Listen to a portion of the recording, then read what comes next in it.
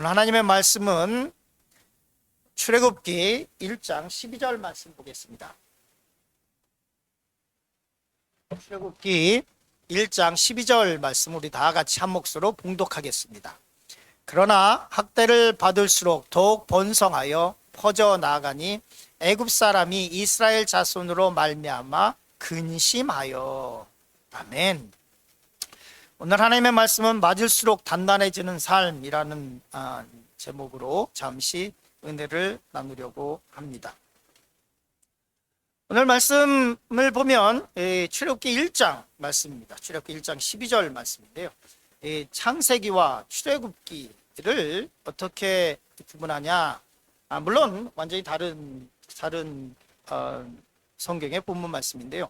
그런데 보통 창세기와 출애굽기를 구별하는 여러 가지 방법 중에서 이 창세기는 족장 시대에 관한 이야기라면 이제 출애굽기는 민족에 관한 이야기라고 할 수 있습니다. 족장이라고 하는 것은 패트리아크이라고 하는 것인데요.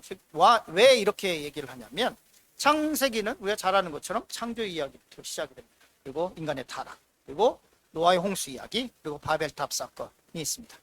그리고 나서 이제 4명의 족장이라고 우리가 부르는데요. 아브라함과 이삭과 야곱과 요셉의 이야기. 이 이야기가 창세기의 이야기입니다. 이 4명을 우리는 뭐라고 부르냐면 패트리아크, 족장이라고 부릅니다. 이유는 뭐냐면 그 아브라함의 가정이 많았어도, 그리고 이삭의 가정이 많았어도, 요셉과 야곱의 가정이 많았어도 그 세력은 한 70여 명 정도. 그러니까 야곱이 애굽으로 들어갈 때 그때 총 한 70여 명 됐습니다. 즉 다시 말해서 이 70여 명 정도라고 하는 것은 이제 한 마을 정도를 이루는 그런 이제 세력이기 때문에 족장 세력에 불과했습니다. 그런데 출애굽을 할 때는 하나님께서 고센 땅에서 이스라엘 백성들 아주 이 한 부락 정도, 족장 세력 정도밖에 안 됐던 이 이스라엘 민족을 나라로 만들어서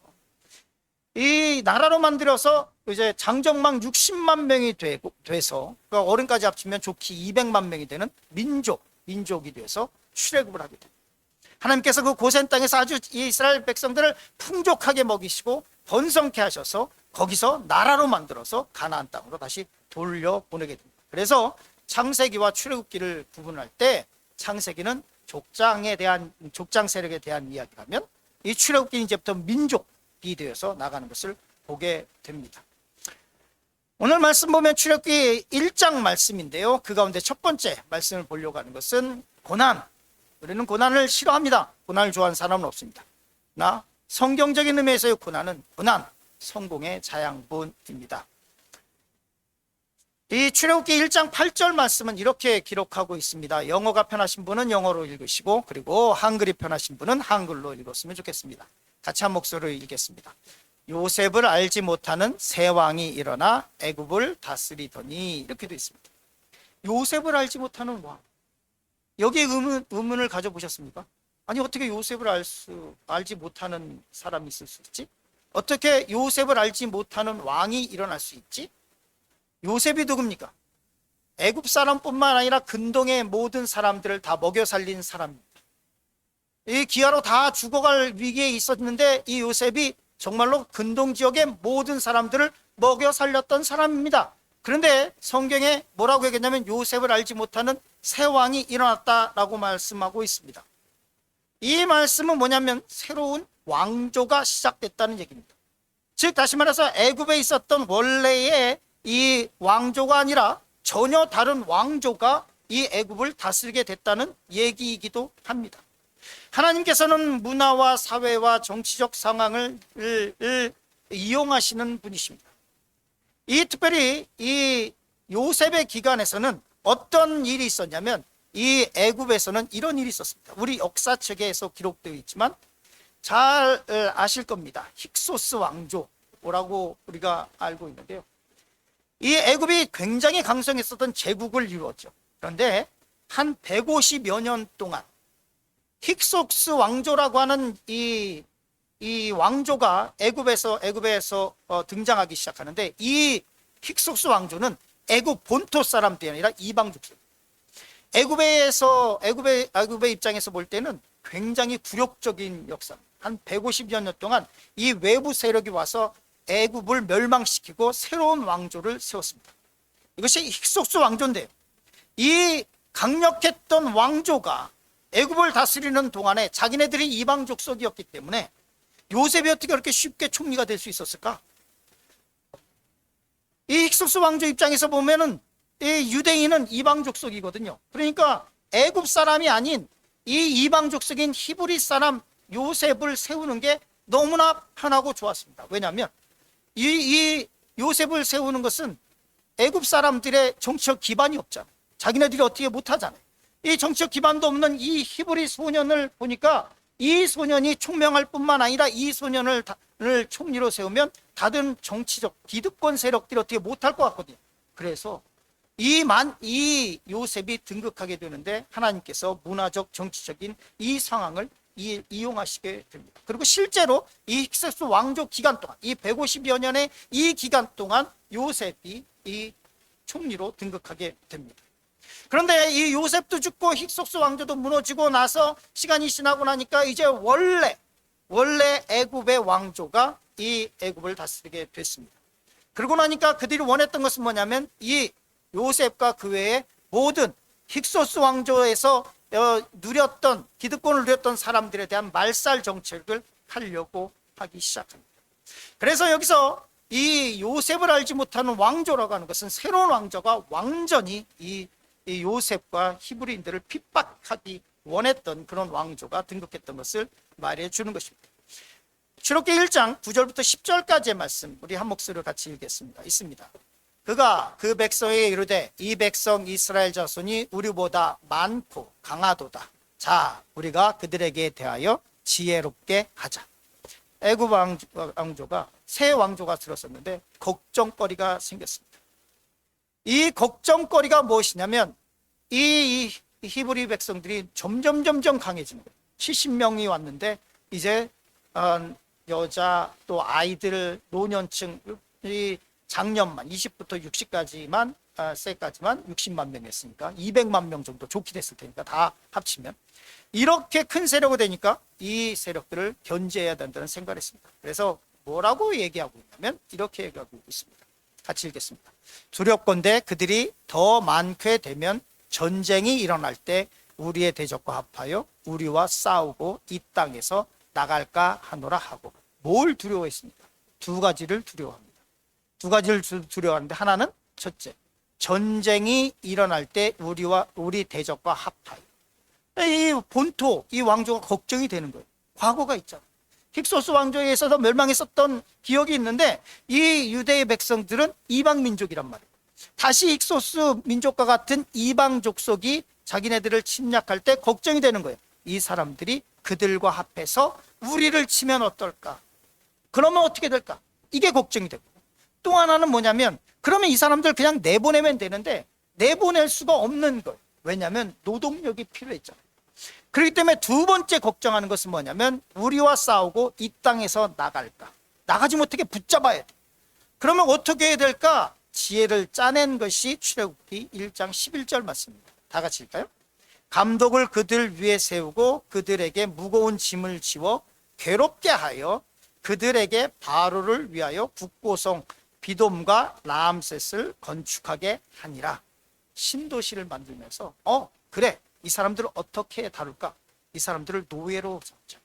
그래서 이 사람들의 노동력을 이용해서 자, 새로운 도성을 신도시를 건설을 하자. 그러면 야, 누이 좋고 매부 좋고 꼭 먹고 알 먹고다.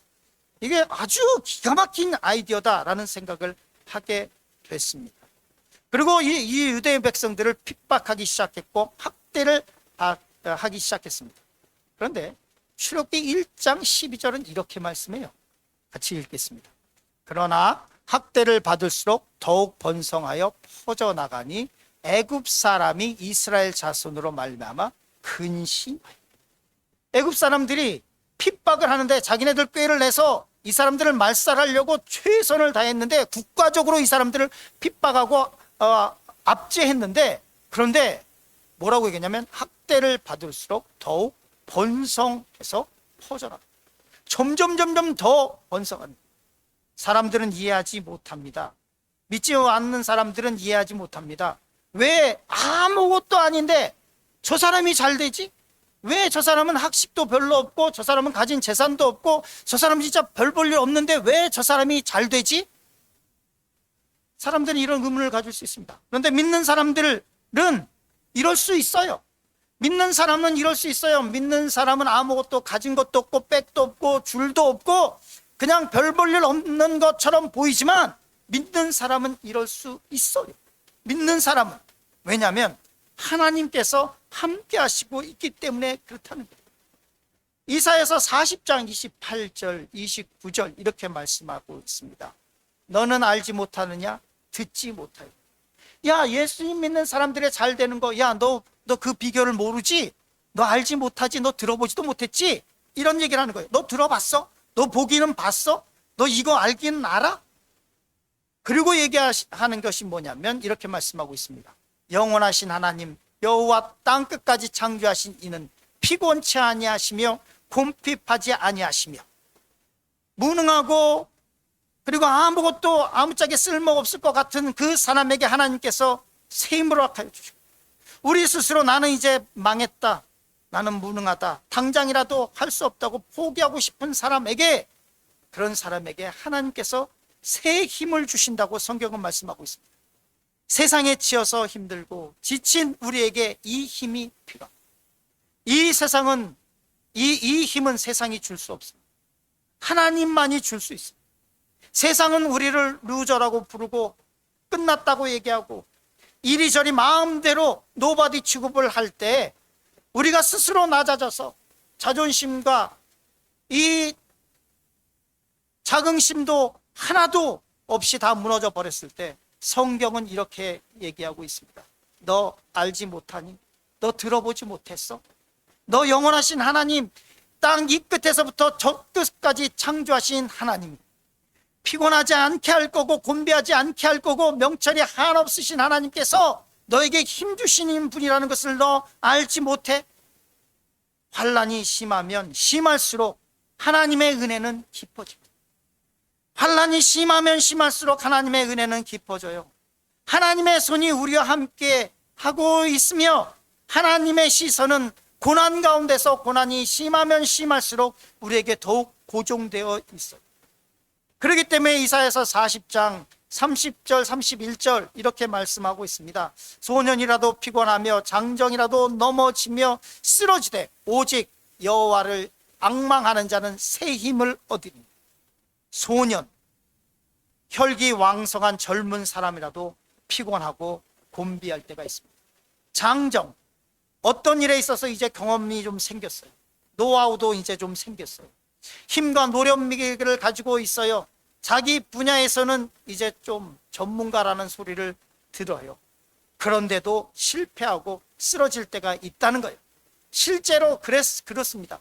우리의 삶 가운데 우리가 가장 위험할 때는 이 장정의 때예요. 내가 좀 이제는 좀 알아. 이제는 내가 뭔가 좀 할 수 있을 것 같아. 이제는 내 마음대로 세상이 돌아가는 것 같아. 그럴 때 갑자기 실패가 다가올 수 있습니다. 갑자기 넘어질 수 있어요. 그런데 성경은 뭐라고 얘기하고 있냐면 소년이라도 피곤하며 곤비하며 장정이라도 넘어지고 쓰러지되 오직 여호와를 앙망하는 자는 새 힘을 얻을 것이다. 힘들고 어려운 생활을 한 번쯤은 다 겪어봤을 것입니다. 힘들고 어려운 생활이 나아지지 않았는데 부모님은 치매가 있고 가정 형편은 어렵고 아이들의 문제는 해결되지 않았고 애들은 방황하면서 집에 들어오지도 않고 이 상황이 나아진 건 없는데 그런데 기도하고 하나님께 찬양하고 나아가면 어디서 나오는지 모르는 힘이 우리 가운데 있다는 것을 느끼게 됩니다. 제 인생을 되돌아보면 정말 그랬습니다. 그때를 다시 돌아가서 한번 살아볼래? 그러면 저는 못 살 것 같아요. 못 살 것 같아요. 그때를 생각하면 어떻게 그 힘든 일들을 이겨냈는지 알 수가 없어요. 그때를 이겨냈던 것은 내 힘이 아니고 그때를 이겨냈던 것은 정말로 하나님께서 주신 힘으로 이겨냈어요. 소년이라도 피곤하고 곤비하며 장정이라도 넘어지고 쓰러지고 있을 때, 모두가 힘들고 어렵다고 할 때, 모두가 주저앉고 있을 때 하나님께서 새 힘을 주셨다는 거예요. 쇠는 풀무에서 달궈지고 망치로 맞을수록 더욱더 단단해집니다. 고난 속에서 어떤 사람은 포기하고 될 대로 되라고 하는 식으로 인생을 포기하는 사람도 있습니다. 삶을 놔버리는 사람도 있습니다. 그런데 그러라고 하나님께서 우리에게 우리의 삶을 주신 것은 아닙니다. 하나님의 사람, 하나님께서 함께 하시는 사람은 고난 속에서 더욱 견고해집니다. 더욱 견고해집니다. 우리는 성공한 사람들을 부러워합니다. 그런데 그 사람들의 삶을 보면, 그 사람들의 자서전을 보면 성공한 사람들은 고난이 없었던 사람이 아니라 고난을 이겨낸 사람들입니다. 고난 속에서 단단해지는 사람, 고난을 성공의 자양분으로 만든 사람이 성공할 수 있고, 그 사람들이 우리 앞에 있습니다. 두 번째로 말씀을 나누려고 하는 것은 기쁨, 고난을 이길 힘이라는 말씀의 제목을 잠시 나누려고 합니다. 여러분은 어떻게 고난을 이겨내고 있습니까? 여러분은 어떻게 고난을 다루고 있습니까? 그리스도인으로서 여러분은 고난을 어떻게 받아들이고 어떻게 이겨내고 있습니까? 어떤 사람은 그냥 고난 그러면 무조건 회피하려고 하는 사람이 있습니다. 어떤 사람은 이렇게 얘기할 때가 있습니다. 야, 예수 믿으면 다 잘 되고, 예수님 믿으면 뭐 고난도 없고, 예수님 믿으면 부자가 되고, 예수님 믿으면 뭐 병에도 안 걸리고. 반만 맞습니다. 반만. 그럴 수도 있습니다. 그러나 제가 목회하면서 30여 년 넘게 제가 제 인생을 되돌아보고 목회를 하면서 보면 그 말은 반만 맞습니다. 어쩔 때는 그것은 거짓말이고, 어쩔 때는 그 말은 지금 고난당하는 그리스도인들을 더욱 아프게 할 뿐입니다. 예수님을 믿는 사람도 고난을 받을 수 있습니다. 아담과 하와가 타락한 이후에 인간을 향한 하나님의 뜻은 잘 먹고 잘 살라고 하는 것이 아니에요.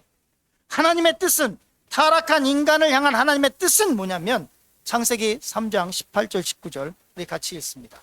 땅이 내게 가시덤불과 엉겅퀴를 낼 것이라. 내가 먹을 것은 밭의 채소인즉 내가 흙으로 돌아갈 때까지 얼굴에 땀을 흘려야 먹을 것을 먹으리니. 타락한 인간을 향한 하나님의 뜻은 잘 먹고 잘 사는 것이 아니라 네 인생 가운데 가시덤불과 엉겅퀴가 날 것이랍니다.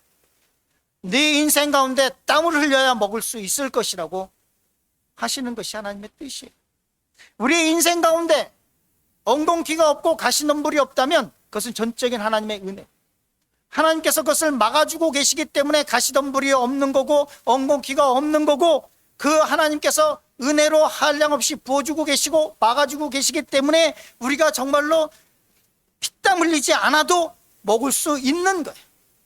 원래 타락한 인간을 향하신 하나님의 뜻은 인간의 삶에 가시덤불과 엉겅퀴를 내는 거예요.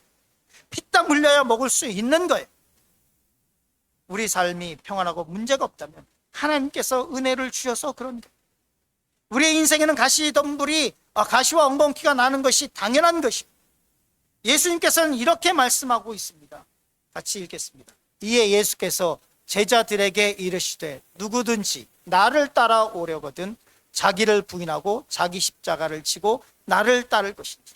우리 주님은 우리에게 뭐라고 말씀하고 있냐면 십자가를 지고 나를 따르라고 말씀하고 있는데, 현대 기독교인들은 자기의 십자가를 지려고 하지 않아요. 자기의 십자가를 지려고 하지 않아요. 교회에 왔을 때도 예배 드리고 예배만 드리면 할 바를 다 했다고 생각해요. 봉사와 헌신은 언제나 다른 사람의 몫이에요. 예배 와서 예배 드리고 나면, 그리고 나면 쇼핑을 가기도 하고, 그리고 가족 식사를 하고 나머지 시간을 보내면 나 주일 잘 보냈다라고 생각을 해요. 주님은 네 십자가를 지고 자기를 부인하고 나를 따르라고 말씀하고 있는데, 내 십자가가 어디에 있는지 찾지도 못해. 내 십자가를 어디다 버려뒀는지도 모르고 잃어버리고 지금 주님을 따르겠다고 하고 있어요. 야고보서 1장 2절 3절 이렇게 말씀하고 있습니다. 같이 읽을까요? 내 형제들아, 너희가 여러 가지 시험을 당하거든 온전히 기쁘게 여기라. 이는 너희 믿음의 시련이 인내를 만들어내는 줄을 너희가 압니다. 하나님께서 말씀하시죠. 믿음은 들음에서 납니다. 하나님의 말씀을 들으면 믿음이 생겨납니다. 그런데 믿음을 자라게 하는 것은 고난과 훈련을 통해서 자랍니다. 고난과 훈련이 없기 때문에 현대 그리스도인들이, 고난과 훈련을 거부하고 있기 때문에 현대 그리스도인들이 머리만 이렇게 커져서 성경 말씀은 목사님들보다 더 잘 알아요. 그러나 행동하지 않아서 가분수처럼 머리만 이렇게 커가지고 행동하지 않고 있는 그리스도인들을 보게 됩니다. 주님은 우리에게 네 십자가를 지고 너의 십자가를 지고 나를 따르라고 하는데 우리는 그 십자가를 질 생각이 전혀 없어요. 야고보서는 이렇게 말씀하고 있습니다. 내 형제들아, 너희가 여러 가지 시험을 당하거든 온전히 기쁘게 여기라. 어떻게 시험을 이길 수 있을까? 기쁨으로 이 고난을 이겨내라고 말씀하고 있습니다. 인간적인 방법으로 화를 내고 심한 말을 쏟아내면서 고난을 이겨내는 것이 아니라 성경은 우리에게 온전히 기쁘게 여김으로 고난을 이겨내라. 고난을 회피하려고 하지 말고 다른 사람에게 내 십자가를 지우려고 하지도 말고 그 내 십자가를 기쁨으로 져보십시오. 눈물로 씨를 뿌리는 자는 반드시 기쁨으로 단을 거두리라고 말씀하고 있습니다. 이 말씀을 믿고 눈물을 머금고 믿으며 힘든 발걸음을 한 걸음씩 내디뎌 보시기 바랍니다. 곧 꺼져버릴 것 같은 힘없는 목소리라도 내 마음속에서 하나님을 찬양하는 찬양으로 고난을 이겨내 보십시오. 목소리가 여기까지도 안 나오죠. 고난 속에서 하나님을 찬양하는 찬양이 입 바깥으로 나오지도 않아요. 너무 고통이 심하게 심해서. 그러나 내 속에서, 내 심장 속에서, 내 뱃속에서 정말로 곧 꺼져버릴 것 같은 힘없는 목소리로 주님을 찬양해 보시기 바랍니다. 그 목소리를 듣고 계신 하나님께서, 작은 신음에도 응답하신 하나님께서 고난을 이겨낼 힘을 주실 것입니다. 말로만 그리스도인이라고 하면 그리스도인이 되는 것이 아닙니다. 말씀대로 살려고 할 때 우리는 그리스도인이 되어 갑니다. 세 번째로, 고난, 하나님의 편에 서는 시간에 대해서 말씀을 나누려고 합니다. 애굽 왕이 이스라엘 민족을 말살할 계획을 세웠습니다. 그래서 하도 핍박을 해도 무슨 새 도성, 신도시를 건설하는데 노동력으로 그냥 다 거기다 집어넣어서, 그래서 그냥 옴짝달짝하지 못하고 아침에 일어나서 일하고 그냥 피죽을 먹으면서 또 일하다가 저녁 늦게까지 해 떨어지면 그때 지쳐서 자고, 그러니 무슨 뭘 계획하고 얘기하고 모여서 뭐 생각하고 할 시간도 없고, 그 다음에 또 아침에 일어나면 해 뜨기 전에 깨워서 또 일시키고, 이렇게 해도 번성하는 거예요. 이렇게 해도 번성하는 거예요. 이렇게 해도 잘 되는 거예요. 그러니까 애굽 왕이 이렇게 계획을 세웁니다. 이렇게 명령을 내려요. 출애굽기 1장 15절 16절 말씀 같이 읽겠습니다. 애굽 왕이 히브리 산파 십부라라 하는 사람과 부하라 하는 사람에게 말하여 이르되, 너희는 히브리 여인을 위하여 해산을 도울 때 그 자리를 살펴서 아들이거든 그를 죽이고 딸이거든 살려두라. 최후의 방법인 것 같습니다. 애굽 왕이 얘기합니다. 히브리 산파들에게 얘기하기를, 너희는 아이를 낳을 때, 아이를 너희가 받을 때, 그때 아들이면 죽이고 딸이면 살려라. 최후의 방법인 것 같습니다. 이게 그냥 명령이 아닙니다. 누구의 명이냐면 왕의 명령입니다. 요즘 트럼프 대통령이 행정명령을 엄청나게 해가지고 전 세계가 막 떨고 있습니다. 이거 하루아침에도 막 확 바뀌고, 이게 어제 얘기가 다르고 오늘 얘기가 다르고 아침 얘기가 다르고 저녁 얘기가 다르고, 트럼프 대통령의 사인 하나에 따라서 교육부가 막 그냥 이루고, 외교부가 이루고, 유럽 나라들이 이루고, 한국이 이루고, 한국이 막 떨고 있고, 일본이 떨고 있고, 전 세계가 막 멕시코가, 캐나다가 막 그 사인 하나에 막 어떻게 해야 될 줄 모르고 지금 있습니다. 미국이에요 지금.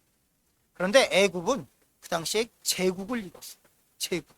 제국을 이뤘던 그 황제라고 하는 사람이, 이 애굽 왕이 뭐라고 명령을 냈냐면, 너희는 이 산파들에게, 산파가 누굽니까? 의사도 아니에요. 그냥 애 낳을 때 미드와이프, 애 낳을 때 도와주는 사람이에요.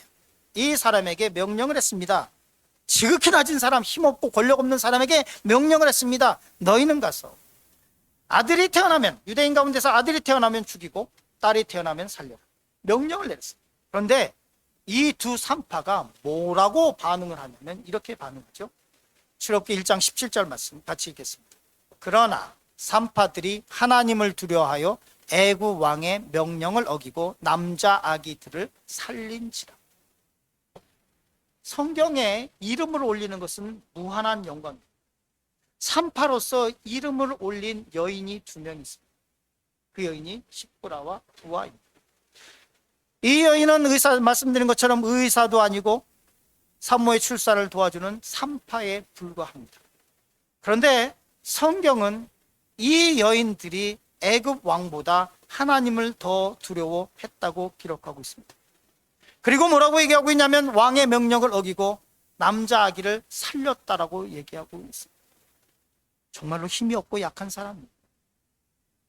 왕의 명령을 듣고 그 명령에 따라서 남자 아이를 죽였다고 해서 이 산파들에게 다가올 해는 아무것도 없습니다. 그럼에도 불구하고 이 두 여인이 왕의 명령보다 하나님을 더 두려워했다. 십부라와 부하라고 하는 이 여인의 이름은 창세기 1장에만 딱 기록되어 있습니다. 다른 곳에는 기록되어 있지 않습니다.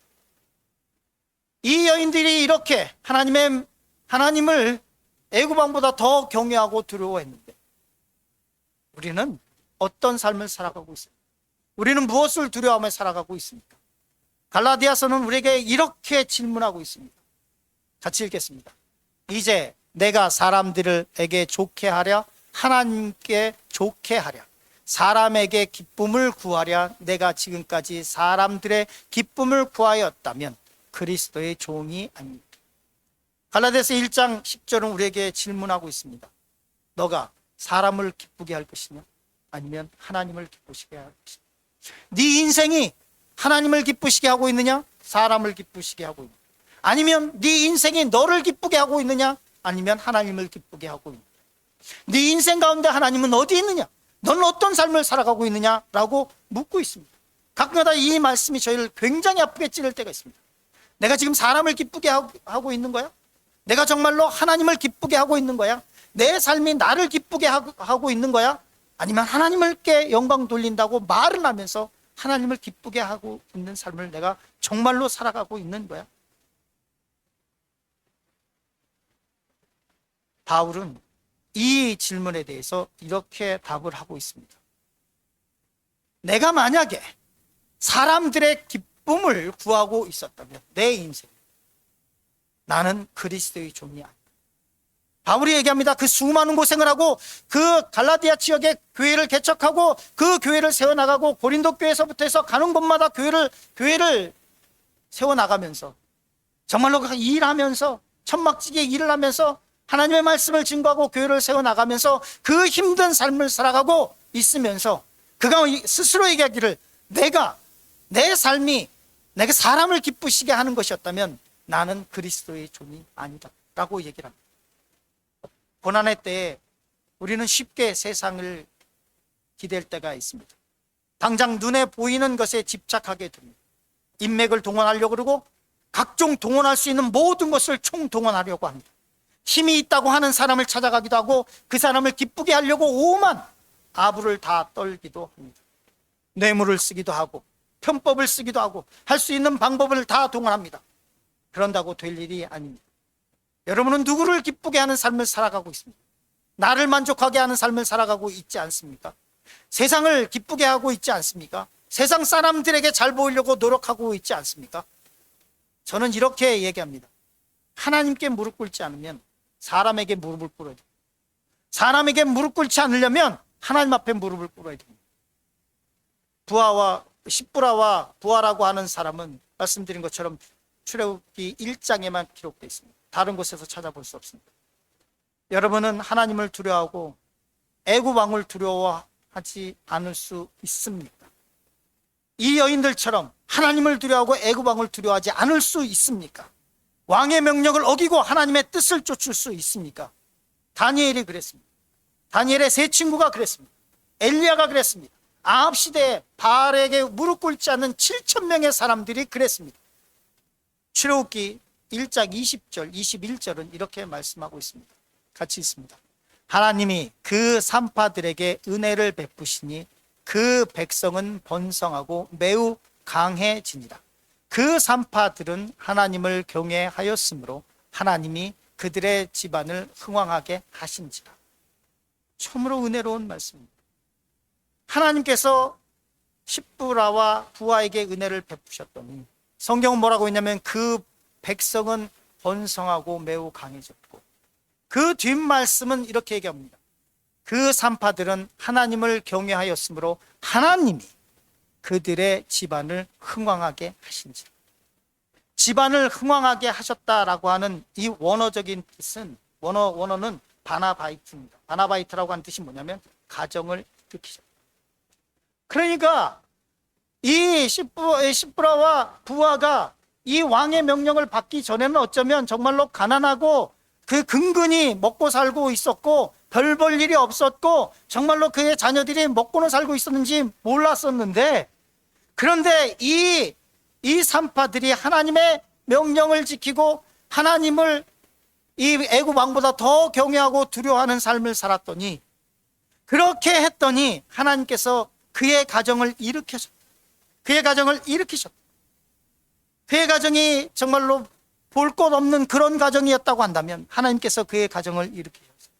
그의 자녀들이 잘 되게 하셨고, 그의 가정을 일으키셔서 그 가정에 하나님께서 복을 부어주셨고, 그의 가정을 견고하게 하셨고, 그의 가정이, 그의 삶이, 그의 이름이 성경책에 기록되게 하셨고, 그의 가정, 이 두 여인을 통해서 이스라엘 백성들이 번성했고 강해질 수 있었다라고 성경은 말씀하고 있습니다. 우리는 고난의 때에 무엇을 신뢰하고 있습니까? 고난의 때에 하나님을 신뢰하고 있습니까? 여러분이 만약에 하나님을 신뢰한다면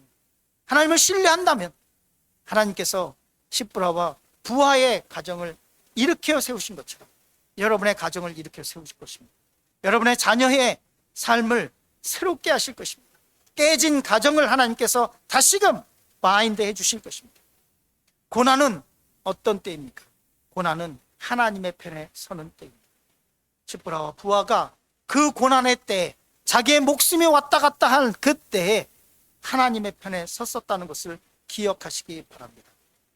결론의 말씀을 맺으려고 합니다. 고난의 때에 어떻게 우리의 인생이 더욱 단단해질 수 있을까요? 오늘 말씀의 제목은 맞을수록 단단해지는 삶입니다. 쇠는 맞을수록 더욱더 견고해지고 단단해집니다. 고난이 왔다고 그것을 피하기만 하면 우리는 흐물흐물 단단하지 못한 삶을 살아가게 됩니다. 어떻게 고난 속에서 단단해지는 삶을 살 수 있을까요? 첫 번째 말씀을 기억하시기 바랍니다. 고난, 성공의 자양분입니다. 고난을 성공의 자양분으로 삼는다면 우리는 고난에서 멈추지 않고 우리의 삶이 하나님 보시기에 또 사람들 보기에, 믿음의 형제들이 보기에 참으로 저 사람은 멋진 삶을 살았다라는 얘기를 들을 수 있을 것입니다. 둘째, 기쁨. 그것은 고난을 이길 힘입니다. 셋째, 고난. 하나님의 편에 서는 시간입니다. 고난이 여러분에게 다가왔다면 여러분 기억하시고 십브라와 부하처럼 하나님의 편에 서시는 우리 모든 성도님 되시길 간절히 축원합니다.